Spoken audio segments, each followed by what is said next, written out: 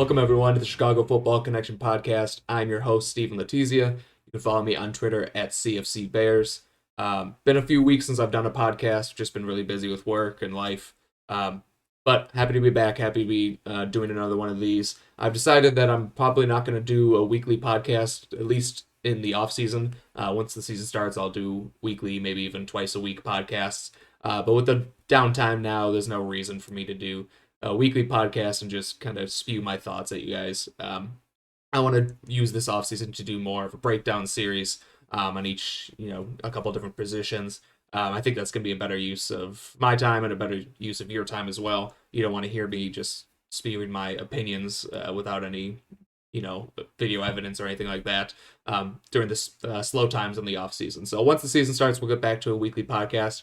For the next couple weeks, might be more sporadic. But I wanted that also allows me more time to do research, watch more tape, and really get better content. I think by doing them, every couple weeks, something like that. So today I'm going to be doing an offensive line breakdown. We had mini camp recently, and obviously a lot of the discussion was on the offensive line, who's going to be starting, who's backing up, who's lining up where. Kind of trying to figure out who the best 5 offensive linemen for the Bears will be. It's a little tough in mini camp without petty practices. We'll know a lot more in training camp.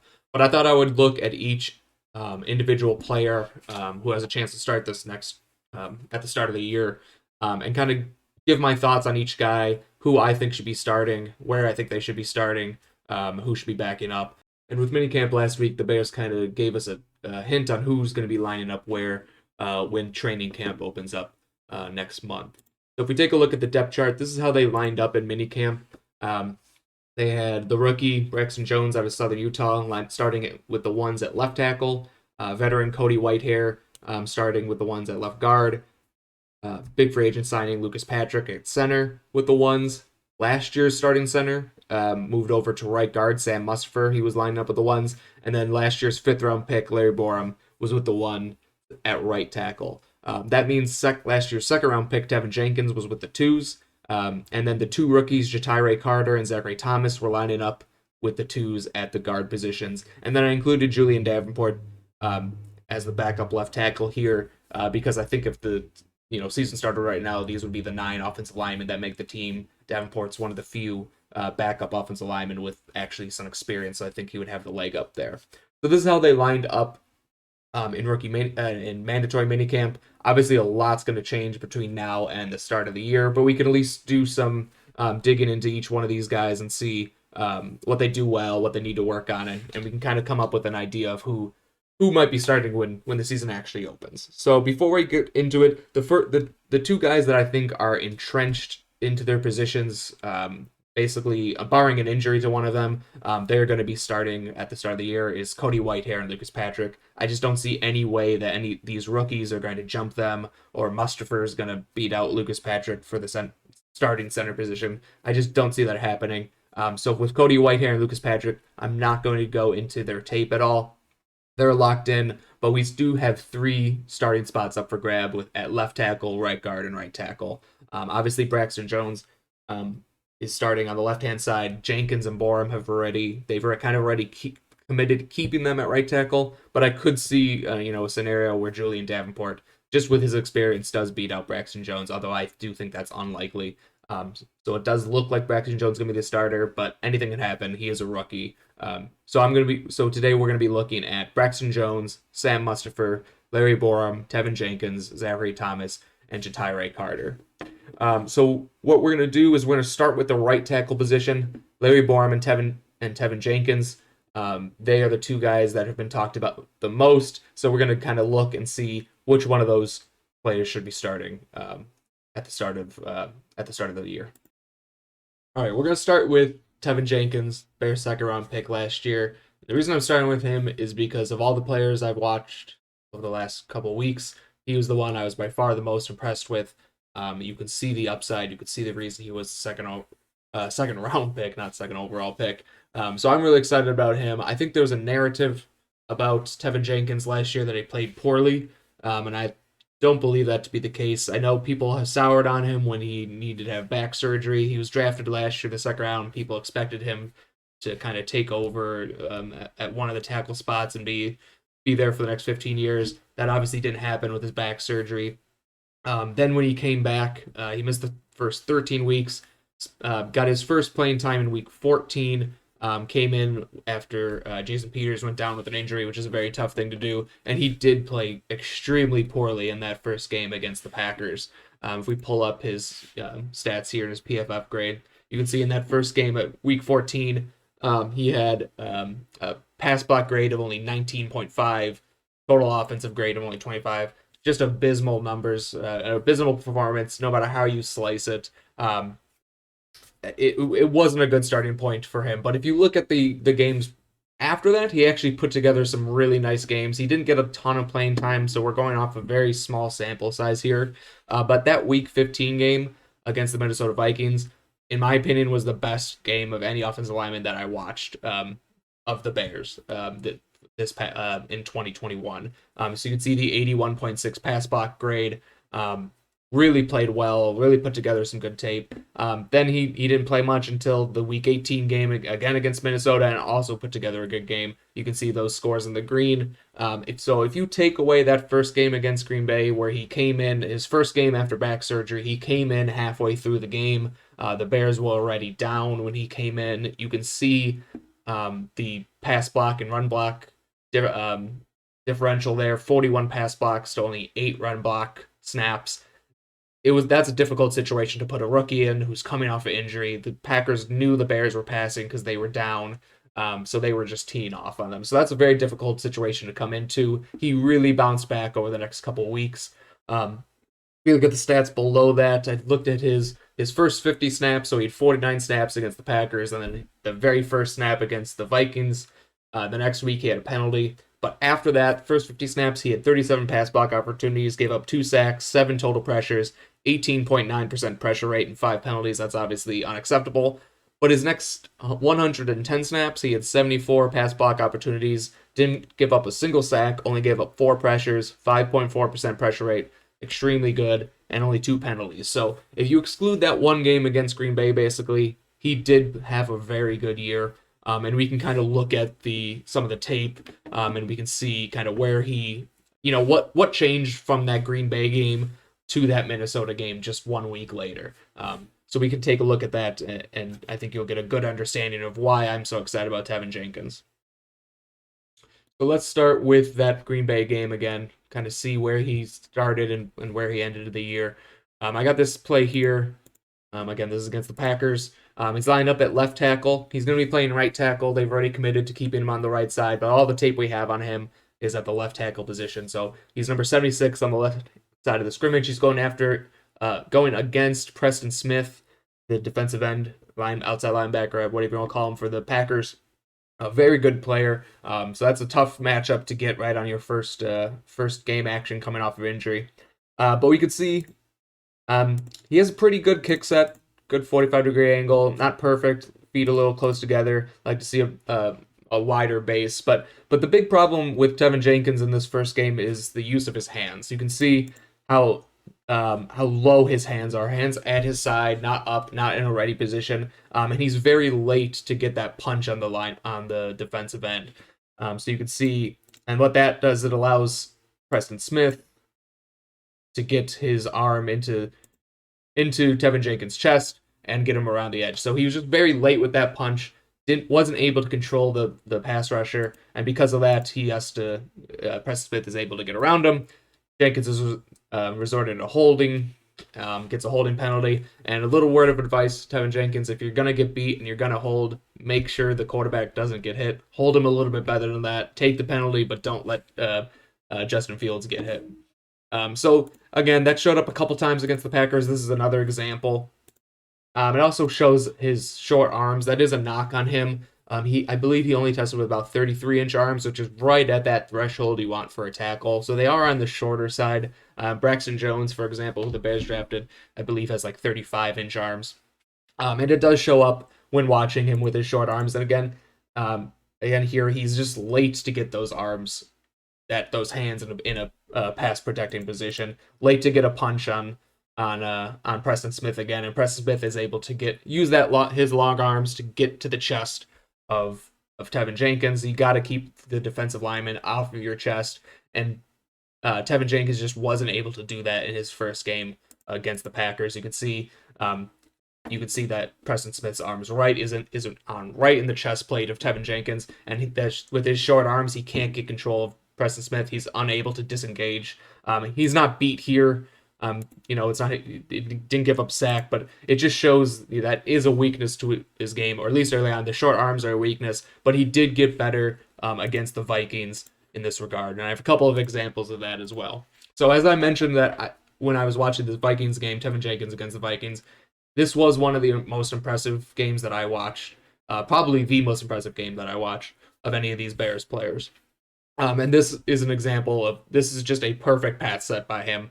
You can see the difference in his hand placement. You can see the difference in his more aggressiveness with his hands. He's not waiting for the defensive end to engage him before getting his hands up. He's getting his hands out and onto the defender before the defender can get his hands on him. So let's take a look at that. Again, he's on the left side here. Again, very good kick set here, even a little bit smoother than it was against the Packers. You can see he was a little bit more in a rhythm. Against the Packers, he was coming off the bench. This game, he was starting from snap one.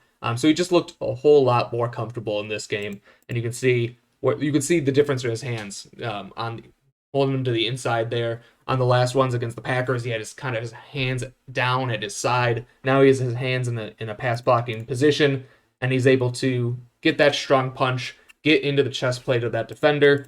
And the nice thing he does here as well is he grabs the chest plate and doesn't let the defender get away. So it's the strong punch and the grip strength, getting his hands on the defender before the defender can get his hands on him. And you can see once he has that grip on the shoulder pads, that defender is not able to get away. And some people might say this is holding. It's definitely not holding. He's just grasping the chest plate, which is what you're taught to do as an offensive lineman. So that was a very great pass set. This next play, same thing. This wasn't just one example of something that he did, and I cherry-picked it to fit a narrative or anything like that. He did this consistently against the Vikings. This is another example. This, I believe, was either the next play or a couple plays later. Again, doesn't get the grip strength that he had on the previous one, but he does get a really strong punch, good arm extension, and he's able to keep the defender away from his body and keep him at bay. So that's another really good pass blocking rep from Tevin Jenkins. It's something that I really think he can build on. The other thing I liked about him is he did show some good awareness when pass blocking. So this is a good example of a blitz pickup by him. So again, on the left side here. So he's, obviously going to get into his kick set, but he has that linebacker up on the line of scrimmage right over him. He's going to keep his eye, start his kick step, but he's going to keep his eyes on this defender who's right over across his face. If that guy does blitz, he's going to pick him up because you always want to pick up the inside guy. If you're going to give up a free rusher, let it be the guy on the outside. So you can see he'll start his kick step. And then as soon as he sees that linebacker is blitzing, he's able to quickly get in front of him. He doesn't just push him out of the way. He actually uses that lateral quickness to get in front of him, which I really liked. Obviously, he has to leave someone unblocked, so he leaves the outside guy unblocked, and Justin Fields is forced to just check down. But that's a really good just awareness by him. He doesn't, he knows he doesn't have any help behind him. David Montgomery isn't pass blocking. He's going out on a pass route. Just into the flat there. So he picks up that blitzer and lets the defensive end go free, which is what he's supposed to do in that situation. So this next play came in Week 18, actually, again against the Vikings. So this is another game that Tevin Jenkins did not start. He came off the bench, but he did get a decent sample size of snaps. I believe he had 29 snaps in this game. So again, he was coming off the bench, but he picked up right where he left off. He didn't have that same, rust issue that he had against the Packers in his first start. He kind of came off the bench and picked up right where he left off a few weeks ago against the Vikings. So if I take a look at that, here again, Tevin Jenkins is playing left tackle. He's on the right side of the screen here just because of the camera angle, but he's playing left tackle here. And you can see he does a lot of the same things that he did in the previous weeks. Really good use of hands, really good smooth kick set. and really just does a good job of keeping the guys in front of him. You can see that 45-degree kick set. He's got his hands in a much better place, a lot more like you saw in Week 15 against the Vikings rather than Week 14 against the Packers that I showed earlier. So he just has his hands in a good place. His feet and hands are kind of working together. They're not fighting each other like they were in that first game. But he does a good job of getting his hands on the defender before the defender can get his hands on Jenkins. Good extension with his arms there. Good wide base. Playing maybe a little bit upright, but not too bad. So just a really good pass set by Tevin Jenkins here. Again, he does have shorter arms, so that's not really something he can improve on. But when he has his technique right, he can utilize those arms to his advantage. So he's again never gonna have his arms aren't gonna get any longer, but he uses them effectively when his technique is right. So you can see gets his arms on the defender, kind of re-engages a little bit, and ultimately wins his rep against his matchup.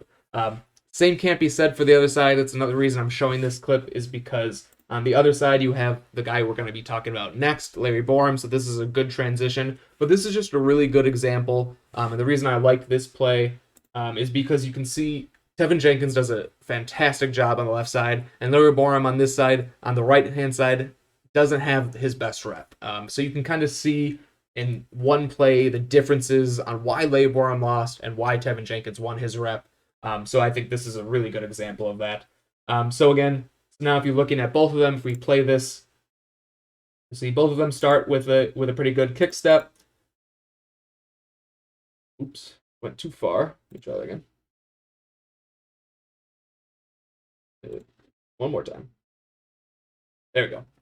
So you can see both have a pretty good kick step here. The difference you can see, they both have a 45-degree angle on their kick step, so that's good to start. The differences you can see is with their hand placement and where their hands are.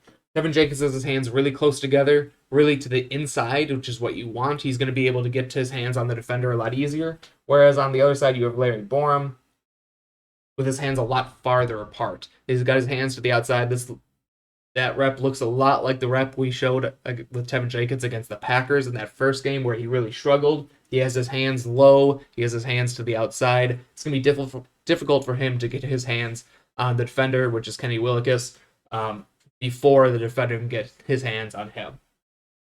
The other thing you can kind of see is, even though they both are at a 45-degree angle here, you can see Larry Borom's a little bit back on his heels, whereas Tevin Jenkins is a little bit more on the balls of his feet. So it just looks a lot smoother from Tevin Jenkins here. We go a little bit farther.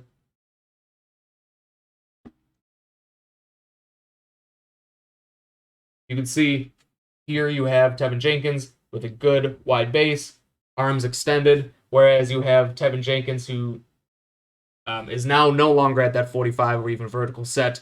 He's opened up his hips to the outside, which is allowing, and didn't get his hands on the defender, which has allowed Kenny Willekes to get his hands on the chest and just control the point of attack against Larry Borom. So again, you can see, and because of those different techniques, the good technique on the left side and the poor technique on the right side, you can see the results are very different. And Larry Borom actually gets pushed into Andy Dalton and resulting in a sack. So again, this is just a good example. I don't want to pick on Larry Borom. This is just a very good example of two tackles, with different techniques on one given play. We'll get into more Larry Borom. Larry Borom also had some good reps as well. But you can see just the balance issues that Larry Borom has here. Look how this is even a better example of him kind of back on his heels. He really struggled against Kenny Willekes in this game, and it resulted in a lot of pressures, a lot of sacks. So again, but I want to. This is more. I'm picking on Larry Borom here, but this is just more of an example of how Tevin Jenkins really improved as the year went on, and just the juxtaposition between this one individual set again really shows that Tevin Jenkins, has potential and should be one of the 5 starters along the offensive line. All right, so run blocking for Tevin Jenkins. Not a lot of run blocking tape from Tevin Jenkins last year. We were already dealing with small sample sizes with the pass blocking and with just him in general.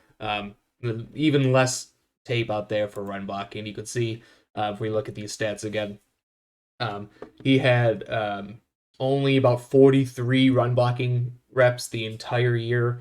So we're dealing with an extremely small sample size. Overall, I didn't see anything too concerning with his run blocking. I did see some good things as well.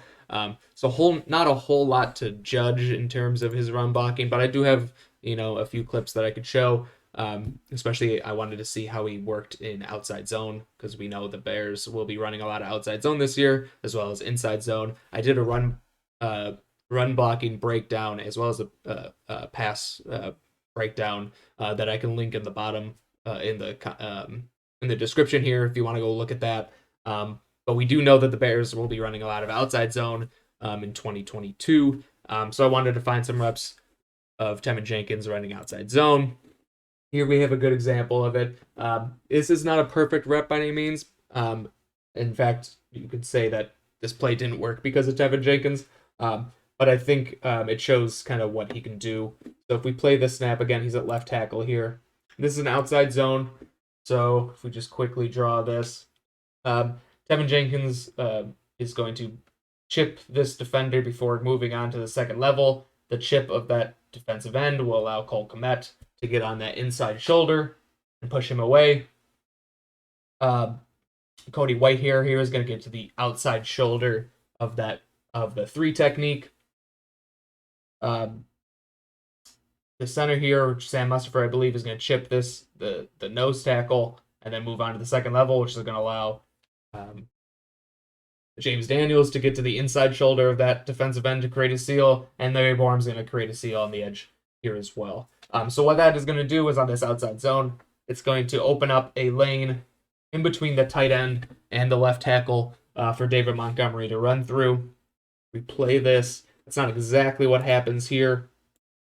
So Tevin Jenkins, if we watch him, does a good job of getting out of his stance nice and low, getting and pushing away that defensive end, which allows Cole Kmet to take over. But he is a little bit late getting to this linebacker on the second level and isn't able to kind of get a great block on here. Now, you can see here that there is actually a good lane that opens up. You have that seal here. You have a seal there. Mustafer and Daniels are doing a good job. A lot of running lanes here, but and maybe it doesn't work because of Tevin Jenkins, but I also think David Montgomery is a little bit at fault here as well. Obviously, Jenkins got to his block a little bit late, but there is a lane there in between Cole Kmet and Tevin Jenkins. But David Montgomery decides to kind of kick this back inside, where if he would have kept going to the outside, which is where the play was designed, he could have hit this pretty big hole right here. It also would have made it a little bit easier of a block for Tevin Jenkins. Once David Montgomery committed to bouncing it back inside, Tevin Jenkins was out of the play. He was on the outside of that defender. There was nothing he could do at that point. But if Montgomery would have just kept going a little bit to the outside, this defender would have to keep going this way, and Jenkins would have been there for the block. Again, I don't really fault Montgomery too much because Jenkins was a little bit late, but still could have been a big play for the Bears on that outside zone run. This is another good example of Tevin Jenkins on an outside zone run. Again, here at the left tackle position.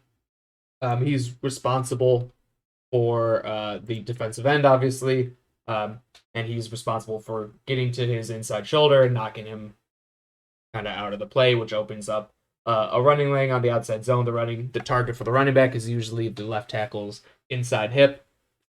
So you can see just a good technique by Tevin Jenkins here to get to that inside shoulder and to push him out of the way, creating a big hole for David Montgomery to run through. Nothing too spectacular here. Again, there's not a lot of reps from Tevin Jenkins in the run game in general, even less on outside zone runs.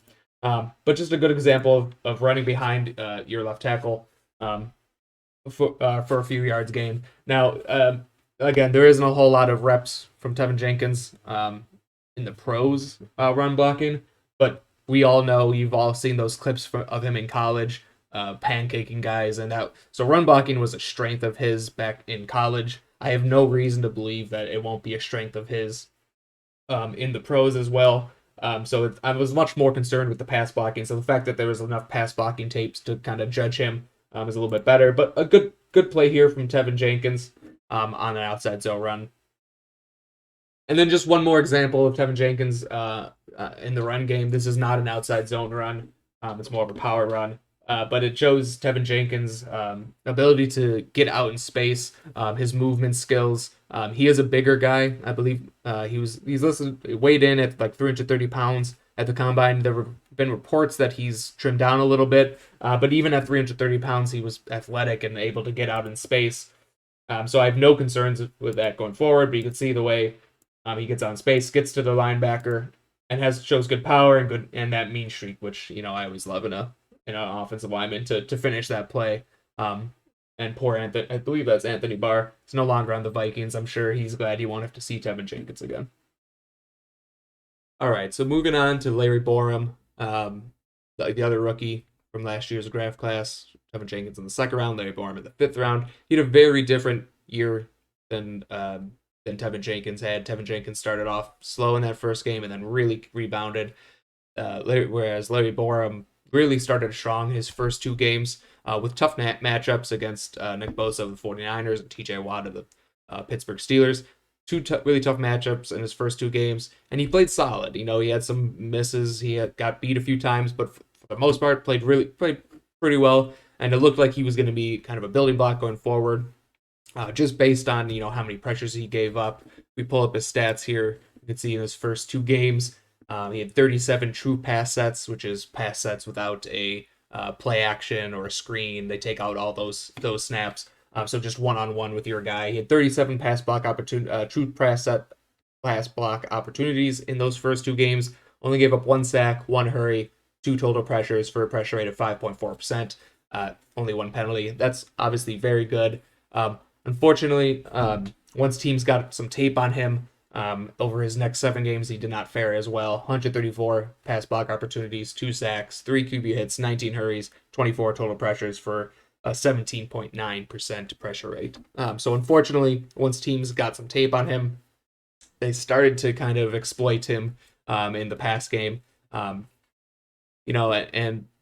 when going back through the tape, those first 2 games were solid in terms of stats, but there were some technical issues that popped up that teams started to exploit later on. I don't want to take anything away from Larry Borom on those first 2 games. He performed very well in his first 2 starts. I don't think he's as bad to be as 18% pressure rate guy. I also don't think he's as good to be as a 5% pressure rate guy. But he falls probably somewhere in between there.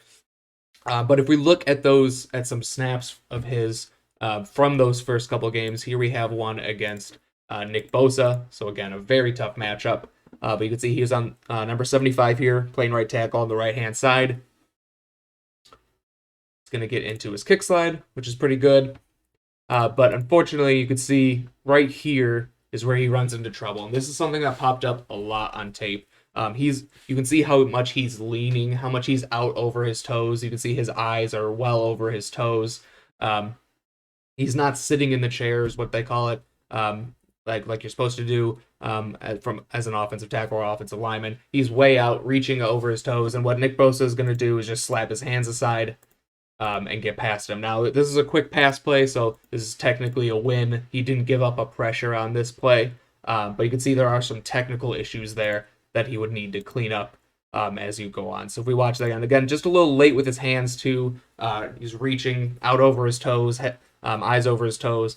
Just some things he needed to clean up. He might not have given up a pressure here, but again, just some technical issues. I'd say the 3 biggest things with Larry Borom that that make me question his long-term ability at tackle is the reaching, as you can see here, reaching and getting out over his toes. 2, he's usually late with his hands. His hands need a lot of work. He's not a good hand fighter. He gets swatted away way too easily like this.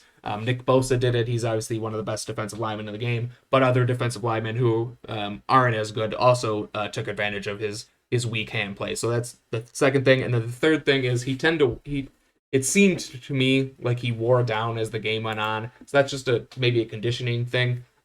We know he was a lot bigger in college and he lost some weight coming into the pros, so maybe he just needs some more time adjusting to playing at that new weight. But it is something that popped up as well. So you could see even early on when he was playing well, he still had those technical issues, and they popped up later on too, and it started resulting in more pressures and more sacks.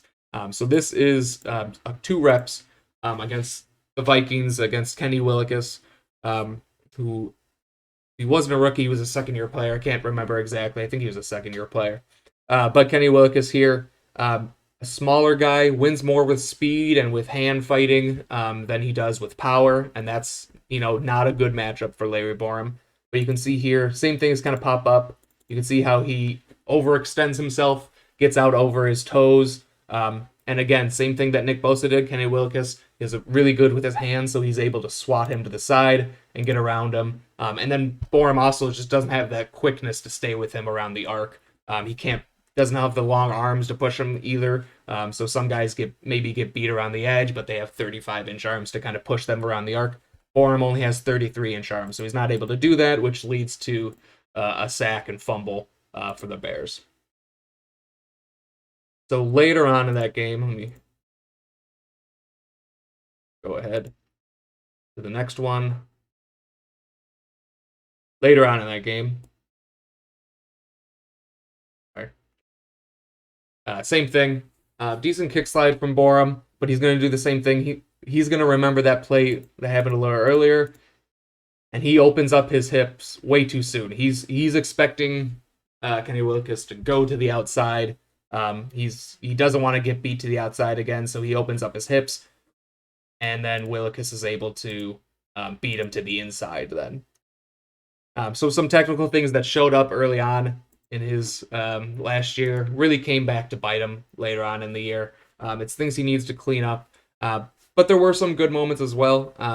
So in addition to those last couple plays I showed and the difference with Tevin Jenkins on the one I showed previously, he did have some good pass rush reps. This is against Rashawn Gary and the Packers, obviously another very good pass rusher, and he puts together a pretty good rep. He doesn't lean as much, maybe just a little bit, and he does let Rashawn Gary kind of get into his body, but he wins this rep and stays with him. That's the thing about Borom. He really struggled with guys like Kenny Willekes, who is fast and is a good hand fighter, and quick and twitchy.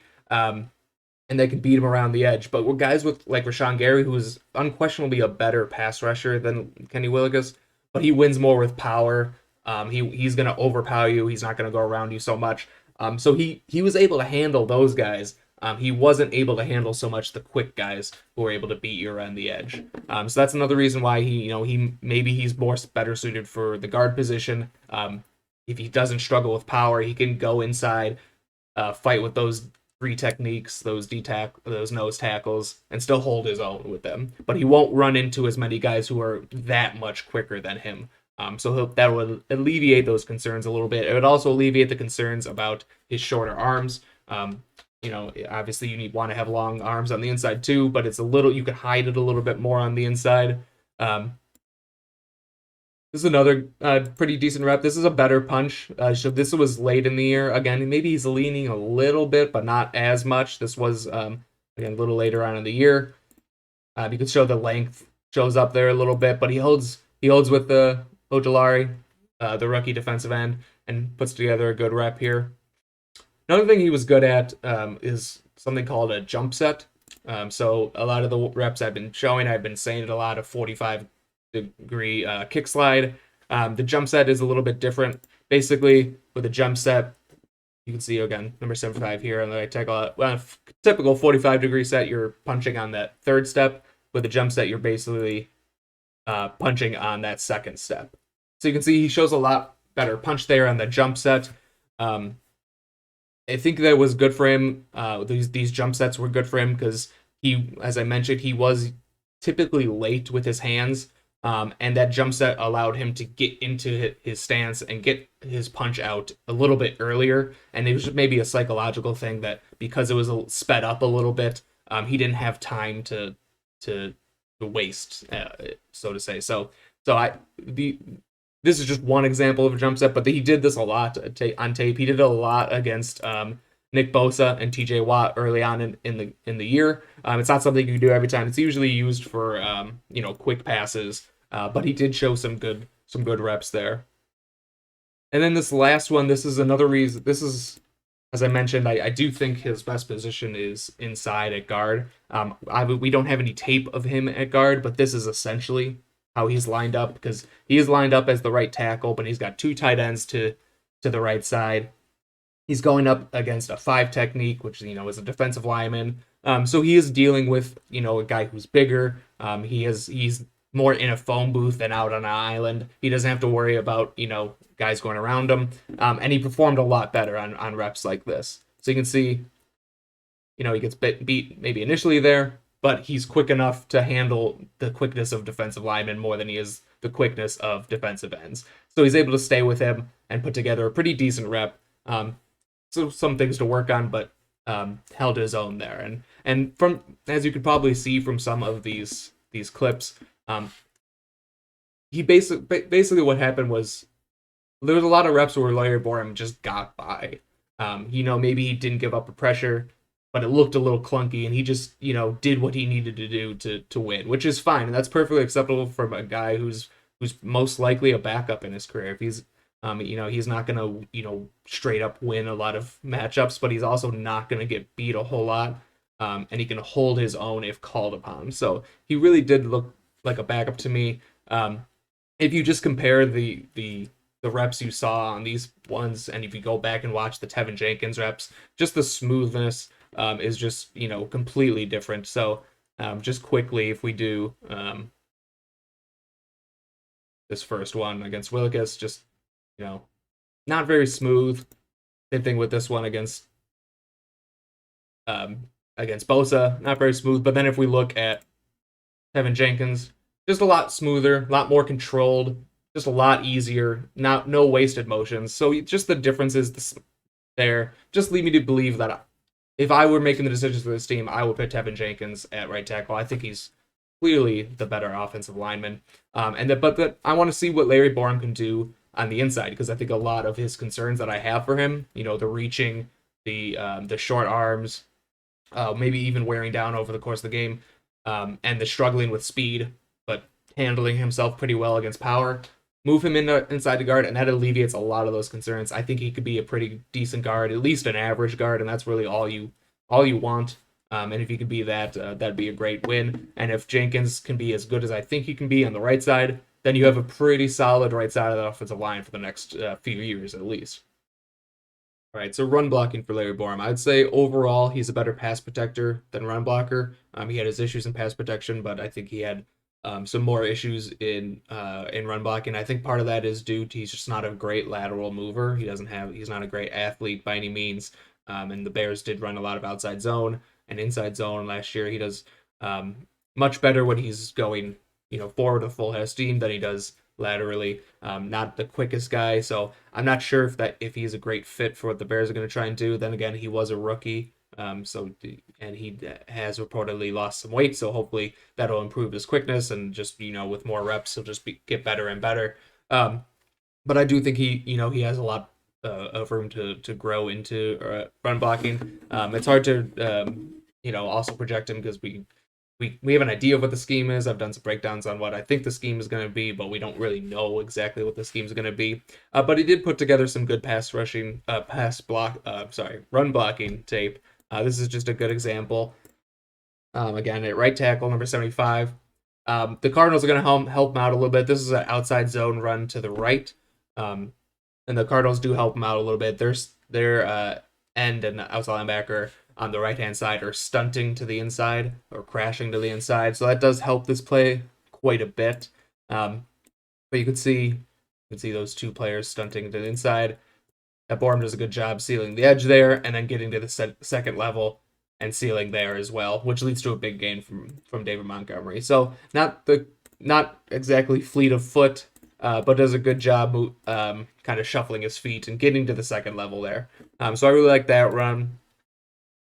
This example. This is so the Bears are doing a wildcat formation here with David Montgomery in the backfield, but I wanted to highlight this play because this is one of the few snaps that we have with when Larry Borom has a tackle to his outside. So the Bears here moved Jason Peters from left tackle and put him actually at tight end essentially. So you have Larry Borom, who's technically lined up as a right tackle, but this is only one of the few snaps where there's another offensive lineman to his right. And considering I think the best course of action is to move him inside to guard, I thought this would be a good example of how that could potentially translate. It's not a great example because wildcat runs are blocked much differently than other runs, but it does show again his ability to get to the second level. He blocks down there and then works his way up to the second level to get that backside linebacker. It didn't really matter in the scope of that play, but it was a good play by him overall. And then this last one I have, so this is one that this is would be a bad rep for Larry Borom here. So this is he's actually on the backside of this play. So again, he's still lined up at right tackle, but they're going to run an outside zone to the left. So off the left tackle's hip. So Larry Borum's responsibility is to block that 3 technique to get to the inside shoulder of the 3 technique that's lined up on his inside shoulder. So he has to cross that 3 technique's face. It's not the easiest move, and normally the right guard would help him out a little bit more than what happens here. But I've noticed something with the Bears' outside zone blocking scheme is they don't have their guards help their tackles as much when they're on the move like this. It's just something that they did or they didn't do. Teams like the Packers and the 49ers, I did a breakdown on their red scheme. They had a lot more help. And basically what I'm saying is, let's play this and show what it looks like. So again, watch Larry Borom. He's supposed to get to the inside shoulder of that 3 technique, number 95 or 96 there. Isn't able to do it. And he's able to make the tackle and wrap up David Montgomery's legs. So again, what I mean by help here is normally on an outside zone run, James Daniels would at least get a hand on this 3 technique and kind of keep him at bay and allow Larry Borom to overtake him on the inside, get to his inside shoulder, and create a seal there. But as you can see, that does not happen. Maybe he flashes a hand there, but doesn't really make any contact with him. So that's a difficult block for Larry Borom. And in the Bears' new scheme in 2022, there would be some more help there in this instance, James Daniels. In 2022, obviously it'll be someone else, but the right guard would, in a normal situation, and on a nicely designed outside zone run or a good designed outside zone run, he would help kind of chip that number 95, allow Larry Borom to overtake his inside shoulder, which just makes it a lot easier. The Bears were asking Larry Borom just to cross the face of a 3 technique and get to his inside, which is very difficult to do. But it does show his lack of quickness. He does shoot out of his stance a little high here as well.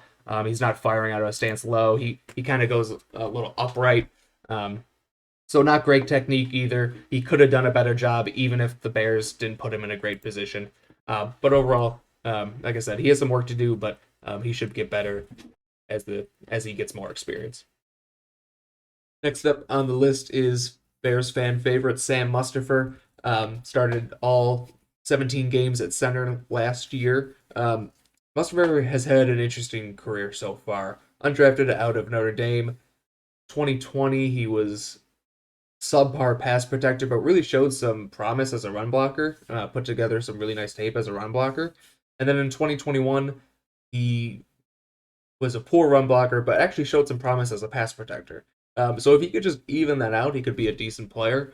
So it was very interesting to see that dynamic on how he kind of flipped the switch this year. Maybe he was working too much on pass protection, kind of let his run blocking go by the wayside. But I'll be honest, when I went into this, Mustafer was a player that I thought I had a pretty good idea about. He's bad, and that's the end of that. But I actually came away from this more or less impressed. Maybe it's because my expectations were so low and he didn't look that bad. But he did some nice things. Obviously, he did some poor things as well. But for the most part, I think there is something there to build on. An example, example this is his game against I think this is against the Giants in Week 17. Um, he had some really nice pass protection reps. So this is um, again, he's the center, number 67. So he's going to get a jump set on this. He's got nose tackle as a 2-eye technique, shading over his right shoulder. He's going to utilize a jump set, I should say, to kind of get into the face of the nose tackle, kind of similar to the jump set I was just talking about with Larry Borom, but this one is obviously from the inside. So he gets his jump set, gets a good punch, maybe on his face mask a little bit, but right into his to disrupt him a little bit, right into his chest.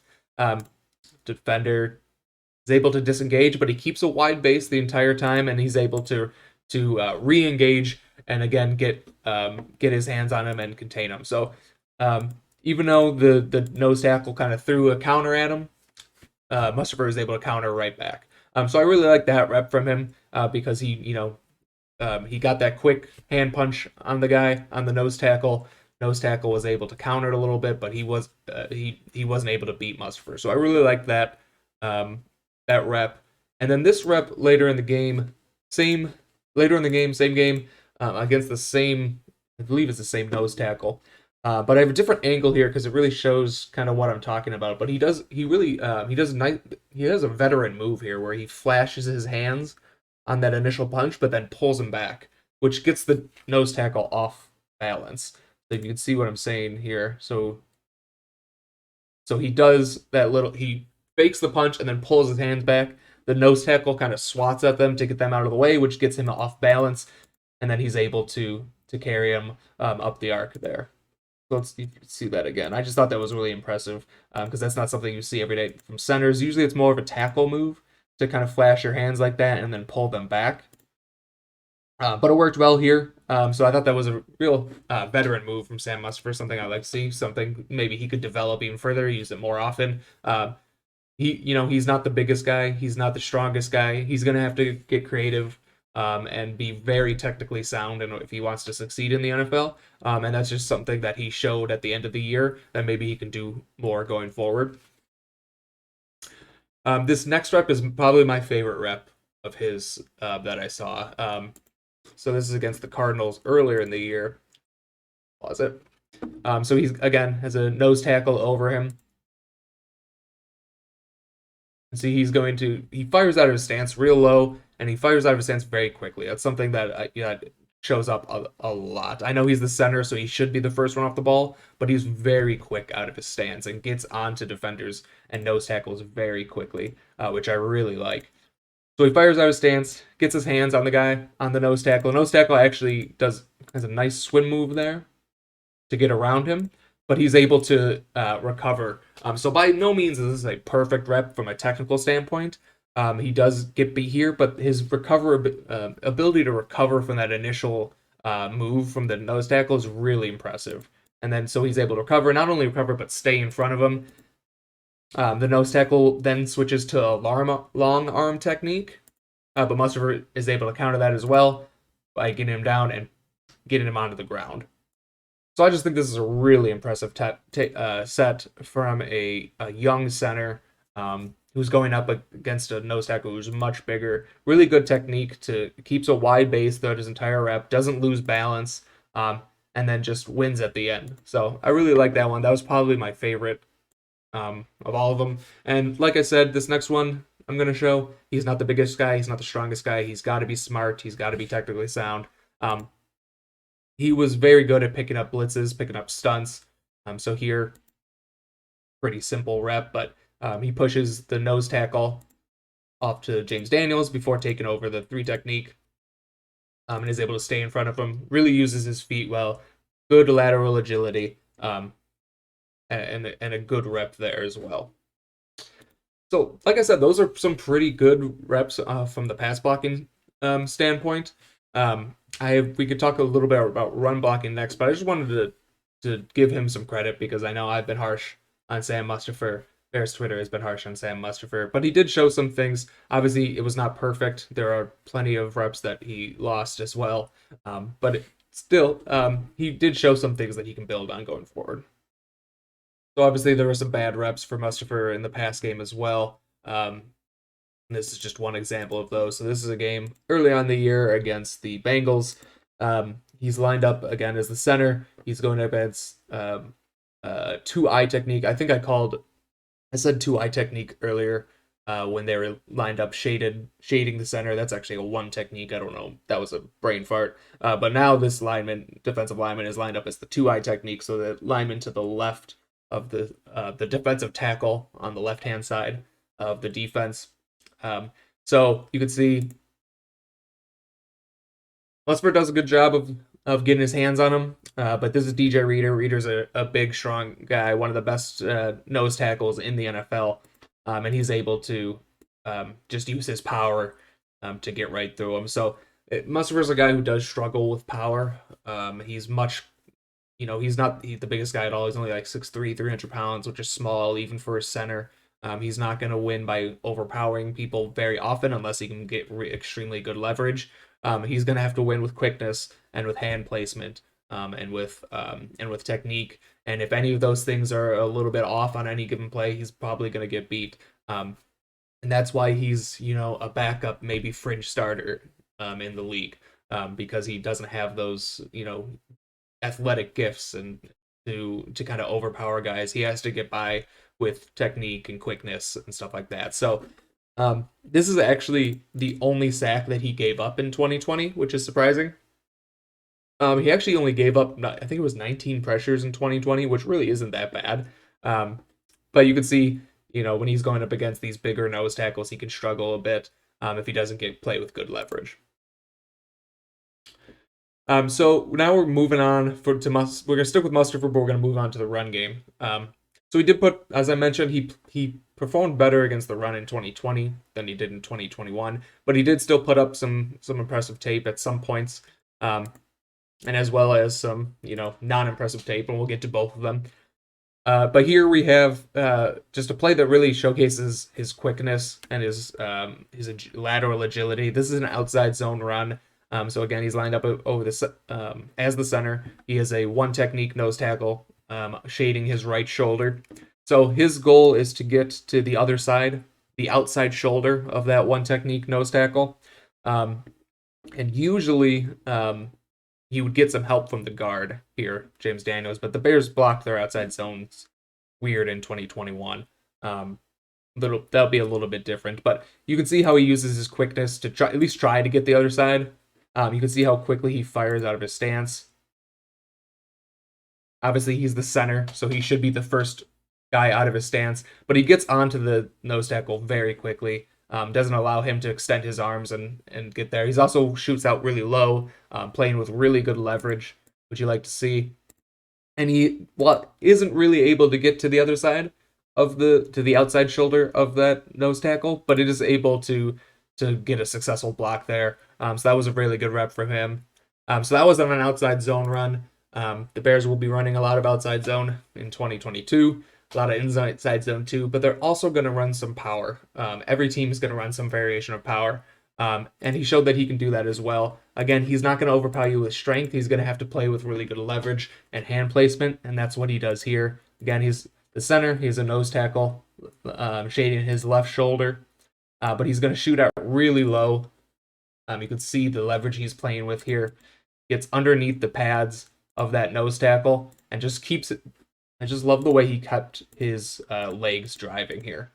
Doesn't stop his feet, just keeps driving and is able to actually drive him out of the play. Really good rotational strength there to get him to kind of turn him away from the ball carrier and create a seal there. So really nice rep there from Mustipher. Again, he wasn't perfect in 2021 by any means, but he impressed me to an extent. This play is actually from 2020. It's just a really impressive play, so I wanted to include it here. Again, he's the center here. This is an outside zone. He's actually going to get to the outside shoulder of the 3 technique defensive tackle, who's currently shading the right guard. So you can't see my mouse, but you'll see it's number 93, who's on the outside shoulder of the right guard. Mustipher is actually going to get to the other side of that defensive tackle, which is just is pretty crazy. Now, he does take an inside step, and he does get a little help from the guard, but he's able to overtake that guy and create a seal and create a lane for the running back. I believe it's David Montgomery, who's able to turn it into a big play. And that big play was because of Sam Mustipher and the way his lateral agility allowed him to get to the other side of that defensive tackle. And that's just a really tough block. So I wanted to highlight that as well. Now, again, it's not all great. I'm talking like he's playing really well. I think it's just, again, it's because the expectations were so low, and he did actually put stuff together, but there were some bad moments as well. Again, he's really struggles if he doesn't get good leverage on these nose tackles. He really struggles to sustain blocks and get his man where he wants them to be. This is an example. He's got the one technique, defensive tackle right over him, shading his right shoulder. He comes out of his stance a little high here. He's not playing with great leverage as he did before. You can see how upright he is. And because of that, he's just not able to generate any power. The nose tackle is able to shed, and it's going to force David Montgomery to cut this back a little bit earlier than you'd want him to. So again, he struggled there a little bit. Again, this is an outside zone run, and normally on an outside zone run, you would have the right guard, James Daniels, kind of at least hand checking that nose tackle, which would make it a little bit easier for Mustafer to get to the other side. He got overpowered with power here, but normally with outside zone, you don't need to win with power. You win with your quickness and getting to the zone that you need to be blocking. But there was no help from the guard there, so he's kind of put in a very difficult situation. But then, again, he still didn't finish his block. He could have still won that block even without the help, but he didn't. So, and that showed up a lot. This is another one. This is from week 1. Very similar situation. He needs to get to the outside shoulder of the defensive tackle here. It's Sebastian Joseph Day, who's a really good run defender for the Rams. So usually, again, you'd get some help from the left guard in this situation to kind of chip him. Doesn't get that, but he just gets overpowered at the point of attack. He comes out of his stance a little high here. Not playing with a great leverage like he did on the good example run that I showed, and then just gets overpowered. So that's gonna happen with Sam Mustipher. He's an average at best lineman. I think I know he was lining up at right guard at minicamp, which I really don't like. I would really much rather have him as the center. I think he has starting potential as a center. That being said, I want Lucas Patrick to start at center because he has the familiarity with the offense. So I would rather have Mustafer. I'm fine with him playing guard because it's nice to have that position flexibility. So if he could play guard in a pinch. But really, I think he's going to be backing up that center position with potential to maybe start down the road. Maybe after this year, once everyone's more comfortable in the offense, you move Lucas Patrick to guard and Mustipher takes over for at center. But that's really how I see them. I don't see him as a full-time guard, more of a fill-in if need be, and mostly a center. But I do think he has some upside as a center and even could be an average starter down the road. Next up, we're going to take a look at Braxton Jones, the rookie 5th-round pick out of Southern Utah. He's been getting a lot of hype in minicamp and even previously. He's a guy I really liked when the Bears drafted him. I really thought he was, the developmental tackle that you want on day 3 of the draft. Does a lot of things really well, but again, he's been getting first-team reps in minicamp. A lot can still change between now and then. Maybe by the time training camp comes around, someone else will be getting first-team reps at left tackle. But right now, he's the guy. So we, obviously we don't have any NFL tape to watch of him, but we can go back and look at his college tape and see if there's anything there, see if there's what he does well, what he doesn't do well. Before we get into his tape, just a few things. His RAS score, obviously his athleticism is a huge component of football in general, but especially offensive linemen and especially offensive tackles. He checks the boxes there. Not great size, but great agility, great speed, great explosiveness numbers. Overall, an 8.4, which is a very good number. 35-inch arms, 10-inch hands. Those are really important things for offensive tackles to have. As we mentioned with both Larry Borom and Tevin Jenkins, they only had 33-inch arms, And that shows up from time to time, but it's not something that Braxton Jones is going to have to worry about. Doesn't really show up on tape with his short arms. Has long arms and is able to use them effectively. So that's, he checks the box there. You want your offensive tackle, if you're coming from, especially if you're coming from a small school, you want them to be athletic, and he certainly is that. I also have these stats from PFF. I know not everyone loves PFF, but I think it's good when you see these numbers and you kind of use that along with the tape to kind of base your decisions and you need tape and you need stats in order to evaluate. So I like to include these as well. But these are the percentile ranks of Braxton Jones this past season in college. So pass block grade was a 75th percentile. Pass block grade on true pass sets, even better, 82nd percentile. If we look at the run block grades, the really good run block grade on gap runs, 69th percentile, so not great, but the Bears won't be running a whole lot of gap runs. That gap or power, depending on what you want to call it. But the run block grade on zone runs, 99th percentile. He's a very good zone run blocker, and obviously the Bears will be running a lot of zones. That's really great. So you can see, even though he played at a small school, he did perform extremely well in that environment, and that's what we want to see from a small school guy. So now looking at tape, a few things he does well. This is a rep that I really loved. It's almost a perfect rep from him.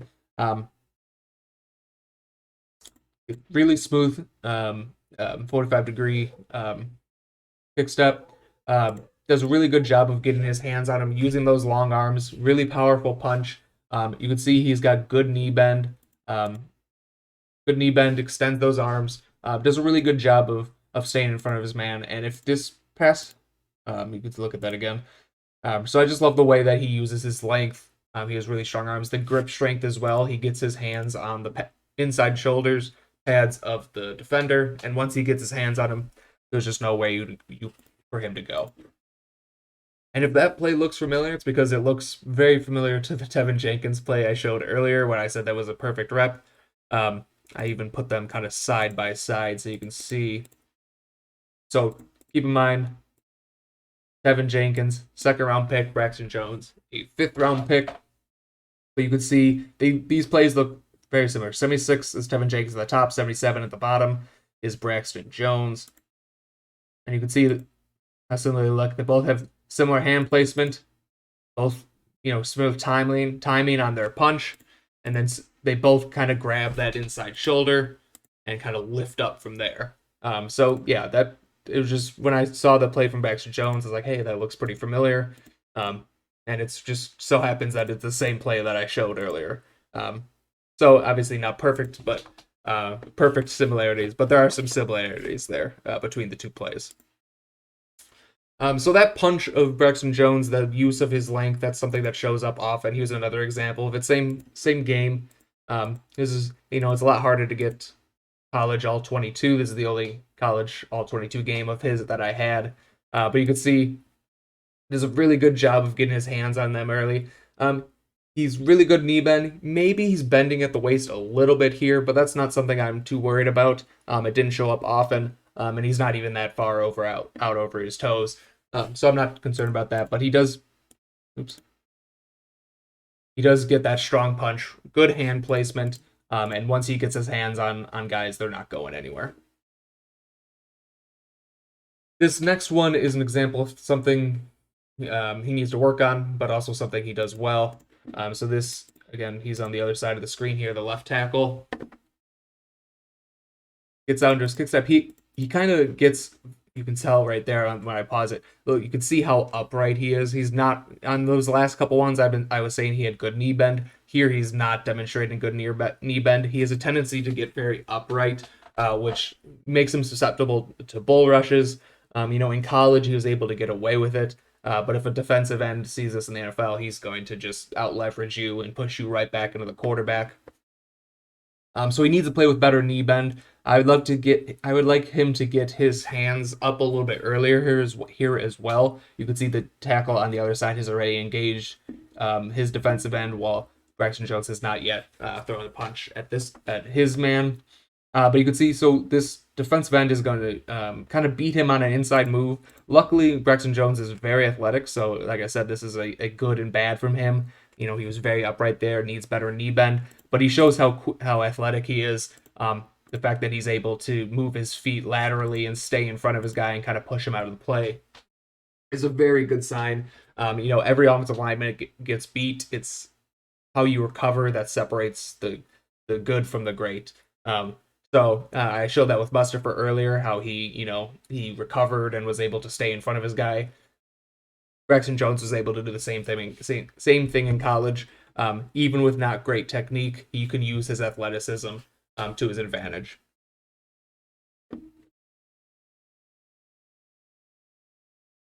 This is a bad rep from Jones. He gets beat here. He's a little slow out of his stance. He just gets beat with speed right around the edge. Doesn't use his length well. Usually, a guy with 35-inch arms, if a defender beats you up the arc, you can kind of just push him out of play. But he wasn't able to do that here. And if you're getting beat by speed against Northern Arizona, you're going to struggle in the NFL. And just no insaf if whatever I'm trying to say, I don't know. But you can see, he just need a little slow out of his stance and just not as quick as he liked to be. But he's shown it on previous plays with his lateral agility. He showed it with his RAS score. It's not something I'm too concerned about. He should be able to use those arms to kind of push this guy out up the arc. And his quarterback certainly doesn't do him any favors. He doesn't sense the pressure. He doesn't step up. But definitely not a good rep from Jones there.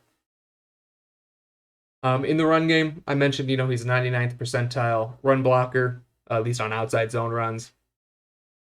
And this is an example of that. He's on the backside here. They're running the ball to the right. But you can see how his movement skills here. He's at the left tackle. He's actually going to be blocking, not the guy across from him, but he's going to be blocking the 3 technique, I believe it is. It's hard to tell without the all-22. But I believe that's that guy's playing a lined up as a 3 technique. But you can see how he moves, how well he moves laterally, and how he flips his hips there to get to the outside shoulder of that 3 technique and create a seal and a running lane for the running back.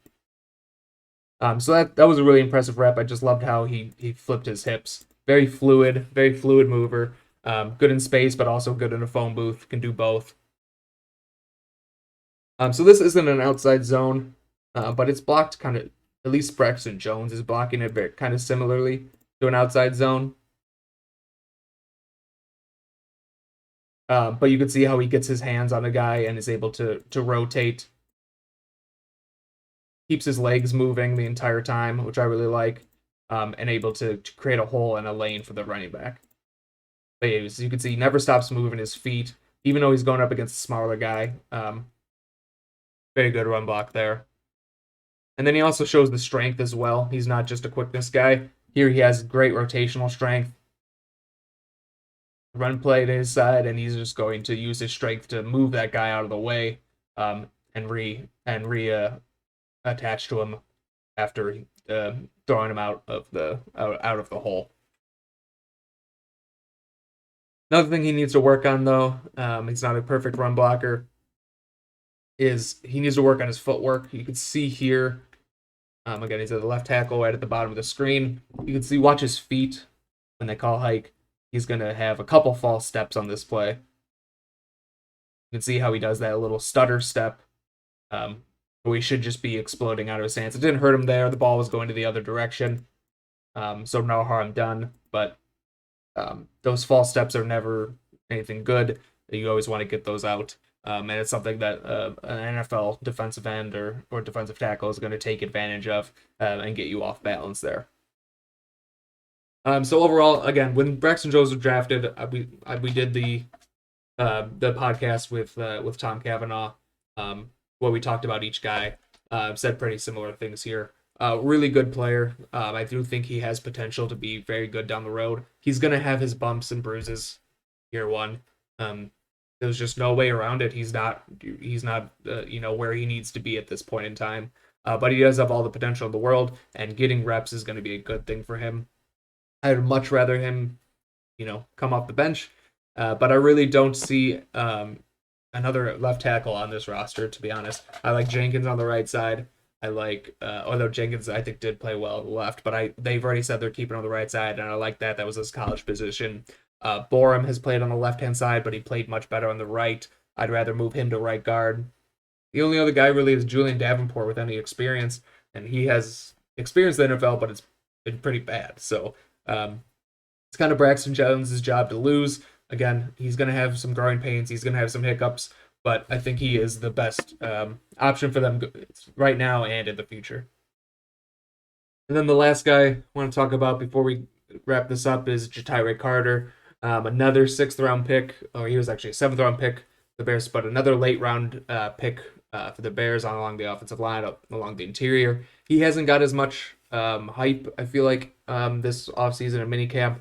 And, I haven't been there, so I don't know what's going on. I did like him a lot when he was drafted. He was one of my favorite draft picks of the Bears this year, especially on day 3, and especially of the offensive linemen.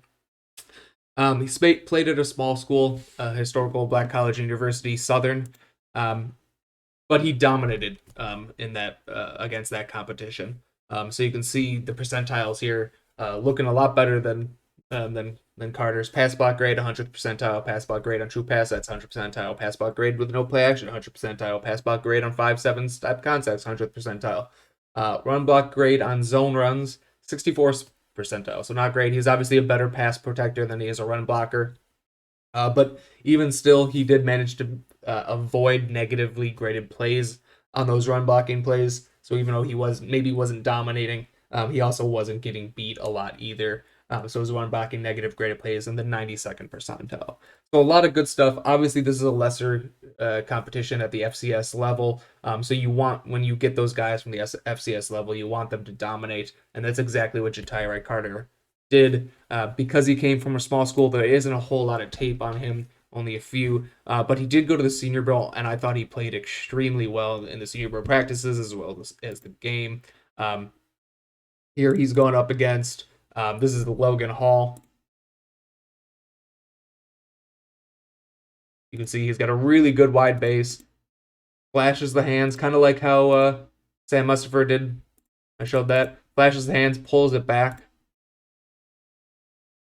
and is able to stay in front of a very quick Logan Hall. Logan Hall was a 2nd-round draft pick this year. But you can see the quickness from Carter, the savviness to kind of throw that the fake hand gesture there, fake punch, and then he's able to get his hands on him and stay in front of him. So this is also against Logan Hall. Similar thing, but gets a really good punch. Hall tries to go the outside, but Carter's able to hold his own against a really good player.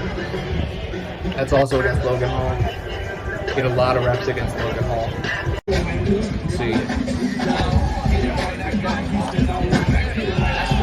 You can see how, again, good wide base, uses his hands really well, uses that grip strength that he has. Once he gets his hands on you, you're not escaping. This is a really good rep. This is against Tito Ogbonnia, I think his name is, UCLA defensive tackle.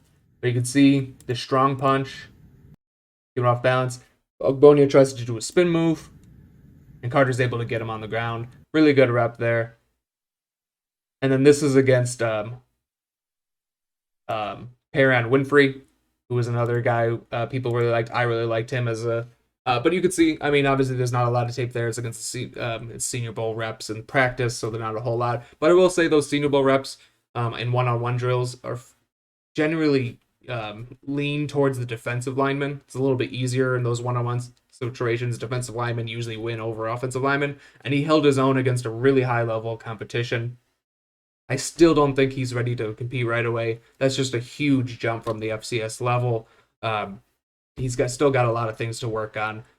Just getting more consistent. I'm not going to pretend to know everything about Ja'Tyre Carter, but just that jump in level of competition is really difficult. So I don't see him starting right away, but I do think he has some potential. I like him more than Zach Thomas.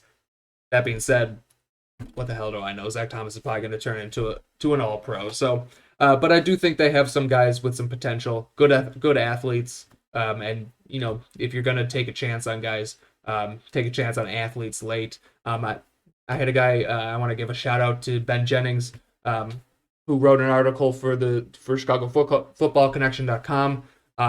Really great article, really great analysis, but he looked at the viability of the Bears' offensive strategy or offensive line strategy of drafting offensive linemen late who are really athletic and just hope they pan out. He did a lot of great analysis, a lot of digging into the data, and really put a great article together. So I wanted to shout him out, make sure people go to the site and read that article, because I really think it's extremely well done, and it sheds some light on maybe the chances that Thomas or Carter or even Braxton Jones turn into anything down the road, based on historical precedent, so and athleticism scores and everything like that. It's really great. Would highly recommend it. Okay, so wrapping up, we looked at 7 offensive linemen today. We looked at the veterans a little bit more in depth, just there's more tape on them. You can learn a lot more from an NFL tape, even if on a small sample size, than you can learn about through the college tape. But we looked at 7 guys. I think all of them bring something to the table at least. There's reason to be hopeful about all 7 of them. There's also reasons to be doubtful about all 7 of them. The fact is, there's just a lot of question marks for the Bears in general next year, especially along the offensive line. I can do my best to watch as much as I can, but there's no way I can catch everything. I do feel like I have a good understanding of these offensive linemen and what they do well and what they don't do well and where they should be starting. That being said, Ryan Poles and Cunningham, this whole entire scouting department, they could have drastically different opinions than I do. But we do know kind of where they're at right now. Wrong thing. We do know where they're at right now. They do. This is how they were, as I mentioned earlier, this is how they were lining up in mini camp. You had Braxton Jones at left tackle, Cody Whitehair at left guard, Lucas Patrick at center. You had last year's center, Sam Mustipher at right guard, and Larry Borom at right tackle with Tevin Jenkins coming off the bench. So we know people say you can't learn a whole lot about minicamp, but I think where guys line up is very telling at this point, at any point in the offseason, because it's, they're not going to play Sam Mustafer at right guard if they don't think he can play right guard. If they think he's a center only, they're going to play him at center with the second team. They're not going to put him at right guard. So I think where they're lining up is very telling. Maybe you can't learn a whole lot about the performance, but you can at least learn from about where they're lining up. So, as you can see, move things around a little bit. This is how I would line them up. And again, I'm just one person. I'm not involved with the Bears in any way, so they might have drastically different ideas. But this is how I would line up the Bears' offensive line. Now, I'm going to say that this is subject to change once the preseason happens and training camp happens, and I can watch these guys a lot more. I think preseason is going to be very big for these guys, especially Mustipher, Carter, Thomas, Borom, and Jenkins. I would say right now Braxton Jones is pretty locked into that left tackle spot, barring an injury. They just don't have anyone else on the roster who really can play left tackle. They've already said they're committing Teven Jenkins to right tackle. He's the only other guy I think who could start at left tackle, and they already said they're keeping him at right. So Braxton Jones pretty much locked in at left tackle. As I mentioned, Cody Whitehair, Lucas Patrick, they're locked in at their spots. I think on the right-hand side, I think Tevin Jenkins is for sure the best tackle on this roster. He should be starting from day one at that right tackle spot. He was by far the player I was most happy with, most impressed with. So I think he's easily should be at the right tackle spot. And I do think Larry Borom, he had some rough tape, he had some good tape, but I do think moving him inside to guard is the right move. It'll help with his struggle with speed. He doesn't struggle with power, but he does struggle with speed. So moving him inside to guard should be just a natural fit. It'll also help him mask his issues with length and athleticism. So I think him at right guard, it's not ideal. I do think he might be able to stick at tackle maybe down the road, but I like him as a right guard who can maybe play right tackle in a pinch.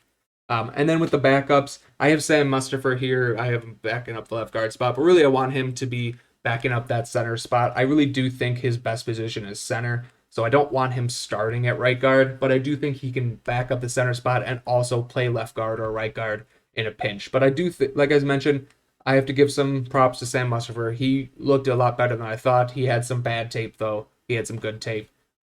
but I do think there's something there for a young player. He's at least a good backup center at the very least. So I like him kind of in that role.